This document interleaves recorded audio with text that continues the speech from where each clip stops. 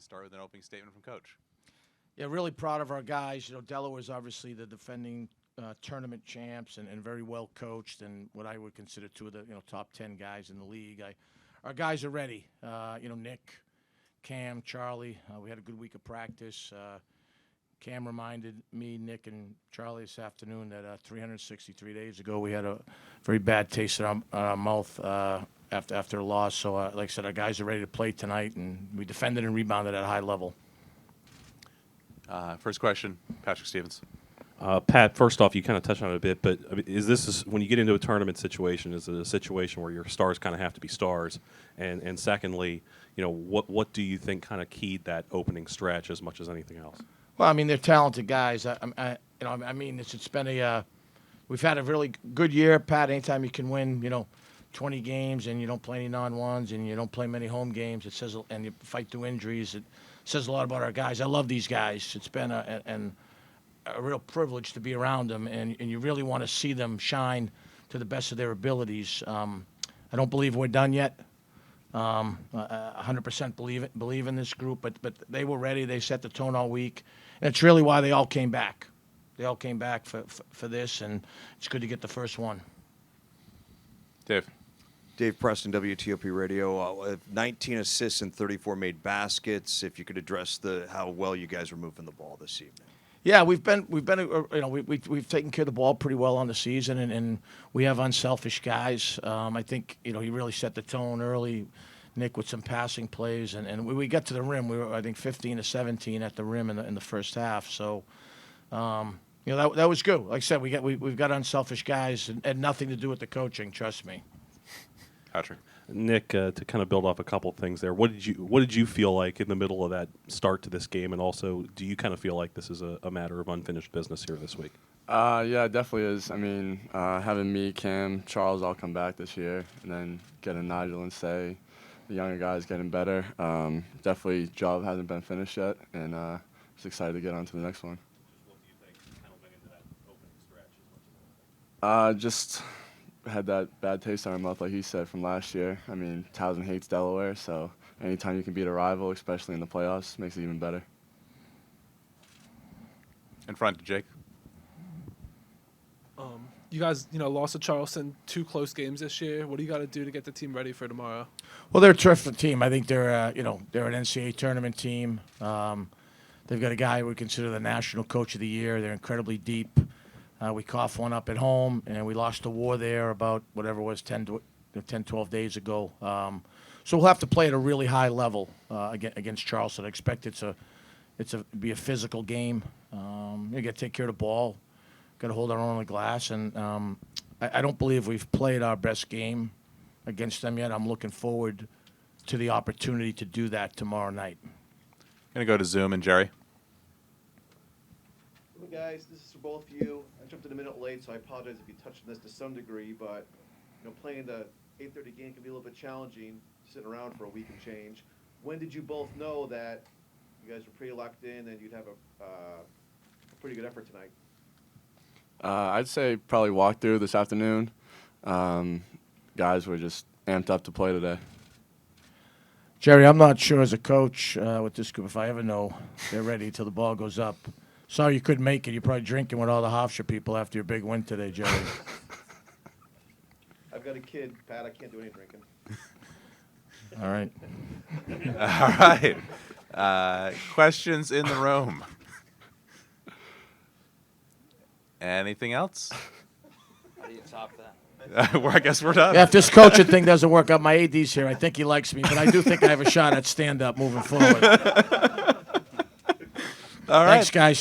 Thanks, guys. Recording stopped.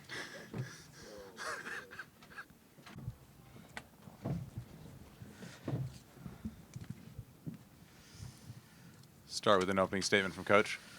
Yeah, I mean, tough first half for us. Tip your hat to Towson. I thought they played really well. Their pressure bothered us. We had some good looks early on the offensive end that we weren't able to convert and capitalize. And then, we're just digging ourselves out of a hole the whole game. So obviously a tough night for us. I thought we battled in the second half, but obviously being down 26 at halftime was too big of a deficit for us to make up. Questions in the room? Andy? Hey, Martin. Obviously you're coming off a really exhausting game night before, and you don't want to make excuses, but did you worry about if you had anything left for tonight? Not really. We got a competitive group. I thought they were going to be ready to go.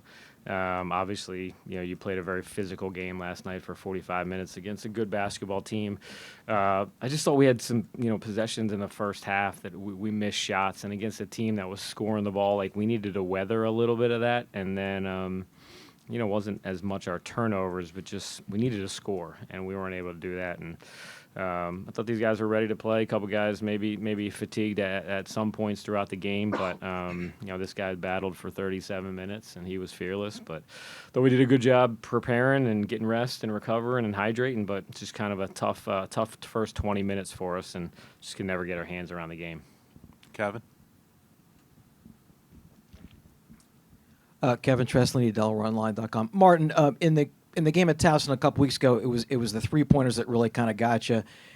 It kind of looked like tonight in the first half they were really able to take advantage of you guys inside. Did you feel that was a factor, and was that something that maybe you were worried about a little bit? Yeah, we made a big emphasis of transition defense and guarding the line, but their 2-point shooting for the game was at an elite level, and I just didn't think our defensive toughness and positioning was where it needed to be, and they were getting layups and stuff around the basket.